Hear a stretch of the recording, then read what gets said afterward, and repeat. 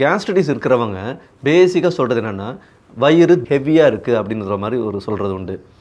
கொஞ்சமாக சாப்பிட்றேன், ஆனால் அதுக்கு சாப்பிட்ட ஃபீலே எனக்கு வந்துட்டு கிடைக்க மாட்டேங்குது, அதுக்கு மேலே சாப்பிடவும் முடியல, லோவர் அப்டமன்லேருந்து கொஞ்சம் கொஞ்சமாக நகர்ந்துக்கிட்டே போகும். இது ஒரு அப்பர் அப்டமன் அண்ட் அதுக்கு மேலே போகிற போது என்ன ஆகும் அப்படின்னா, அவங்களுக்கு மூச்சு விடுறதுல ஒரு சிரமம் வந்துடும்.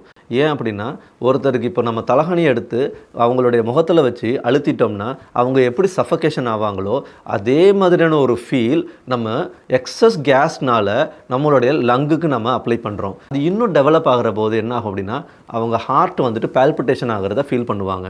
அப்பர் பாடியிலலாம் பெயின் இருக்குதுன்னு சொல்லுவாங்க. சடன் மூவ்மெண்ட் கொடுக்குற போது ஒரு விதமான ஒரு கேட்ச் ஆகிடுச்சுன்னு சொல்லுவாங்க. அண்ட் இந்த கேஸ் இன்னும் ஃபர்தராக அக்யூமுலேட் ஆகிற போது கழுத்துலேருந்து உச்சந்தலை வரலையும் போகுங்க. நம்மளுடைய உச்சந்தலையில் ஒரு ஹீட் இருக்குது, ஒரு விதமான பெயின் இருக்குதுன்னு சொல்லுவாங்க, ஒரு பாரமாக இருக்குதுன்னு சொல்லுவாங்க. இது எல்லாமே கேஸ்ட்ரைட்டிஸ்னால் வரக்கூடிய ஒரு தொந்தரவு தாங்க. எந்த இடத்துல வந்துட்டு நம்மளுடைய கேஸ் அக்யூமுலேட் ஆகுதோ அந்த இடத்துல பிராண ஓட்டம் இருக்காது, அந்த இடம் வந்துட்டு உயிராற்றலே இருக்காதுங்க. அப்போ அந்த இடம் அழுகி போகும். அதனால தான் வந்துட்டு பார்த்திங்கன்னா கேஸ்ட்ரைட்டிஸ் அப்படிங்கிறது ஆரம்பத்திலே நம்ம வந்துட்டு கவனிக்க வேண்டிய ஒரு விஷயங்க.